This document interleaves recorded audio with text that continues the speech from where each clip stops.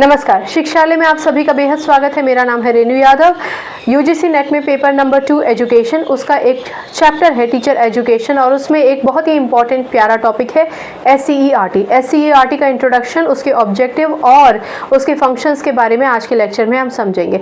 ये समझिए कि SCERT state council for education research and training एक स्टेट लेवल का ऑर्गेनाइजेशन है, यानी कि एकेडमिक विंग है स्टेट की, और ये इंश्योर करता है कि स्टेट में अगर हमें एकेडमिकली इम्प्रोवाइजेशन चाहिए, नए नए मेथड्स चाहिए, टीचर्स की ट्रेनिंग करनी है, टेक्स्ट बुक्स इंट्रोड्यूस करना है, क्यूरिकुलम डेवलपमेंट करना है, ये सारे के सारे काम आपका SCERT करता है। SCERT को गवर्न करने के लिए या फिर SCERT अगर किसी से प्रेरणा लेता है तो वो NCF से लेता है, नेशनल क्यूरिकुलम फ्रेमवर्क। यानी नेशनल क्यूरिकुलम फ्रेमवर्क एक नेशनल लेवल पर काम करता है।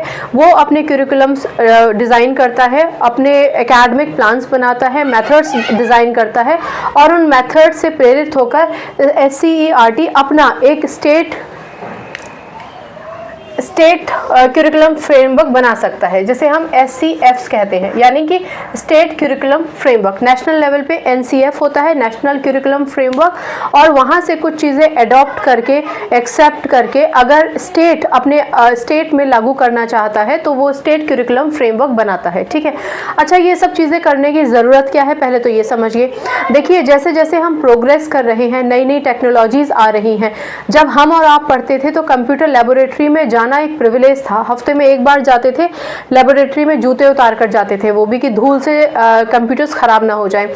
आज के समय में हर एक चीज़ हम लगभग कंप्यूटर से ही कनेक्ट करके बच्चों को प्रेजेंट करते हैं, भले ही वो प्रेजेंटेशन हो, भले ही वो कॉन्फ्रेंस करना हो, या फिर हम किसी वीडियोस के द्वारा बच्चों को कोई एक कॉन्सेप्ट समझाना चाहते हैं, या फिर बच्चे के डेटा को हम सेव करना चाहते हैं।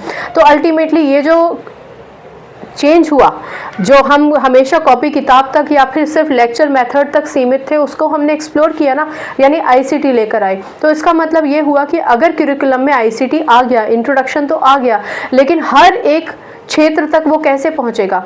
तो इसलिए सबसे ज़्यादा ज़रूरी है कि स्टेट उन चेंजेस को एक्सेप्ट करे, और state SCERT state council for education research and training, ये फिर डायट को बोलेंगे, और डायट फिर अपने लेवल पर सारे गांव तहसीलों तक उन सारे चेंजेस को पहुंचाएंगे। तो अब आप समझ गए होंगे कि नेशनल लेवल, उसके बाद स्टेट लेवल, और स्टेट लेवल के अंडर जो जितने भी ब्लॉक्स होते हैं, जितने भी चेन्स होती हैं, जैसे कि डायट एक चेन ही तो है, तो उसके ज़रिए हम उस इंफॉर्मेशन को पास करते हैं। अब देखिए, SCERT हर एक स्टेट का अलग होता है, यानी कि SCERT के हिसाब से भले ही NC